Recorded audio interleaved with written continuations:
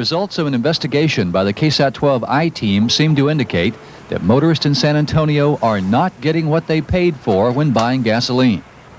Using a calibration can certified by the Texas Department of Agriculture, the I-team sampled at random one pump at each of 30 different gasoline stations throughout the city of San Antonio. Our results indicate that every time you buy 5 gallons of gas, you're actually getting 4 cubic inches less than 5 gallons. That doesn't sound like much until you consider this. San Antonio gasoline stations pumped an estimated 600 million gallons last year. If all the pumps were off by 4 cubic inches, San Antonio motorists paid for 2 million gallons that didn't exist.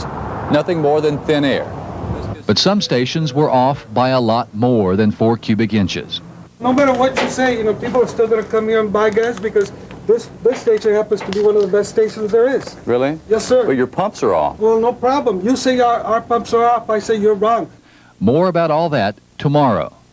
Hollis Grizzard, KSAT 12 News. The KSAT 12I team checked at random one pump at each of 30 different gasoline stations throughout San Antonio. To test the accuracy of the pumps, we used a 5-gallon calibration can certified by the Texas Department of Agriculture. Out of the 30 pumps we tested, only one measured precisely 5 gallons. 3 pumps were actually giving more, and 26 were giving less than 5 gallons. But out of those 26, most were still within the guidelines set by the state of Texas. The Texas Department of Agriculture allows plus or minus 6 cubic inches on a 5-gallon test. But even with those allowances, 25% of all the stations we tested were not following the rules.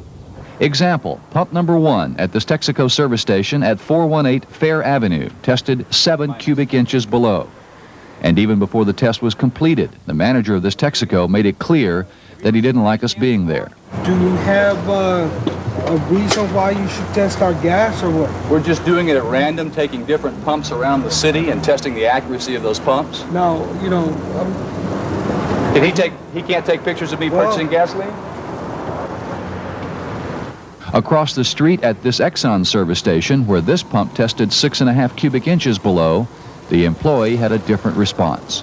Like, we don't calibrate them. Right. The company does. So this is a privately owned Exxon. Right. But the Exxon company sends these guys down to calibrate them. Okay. So I already called them. I showed them. I explained to them what you did. Right. And so What'd they say?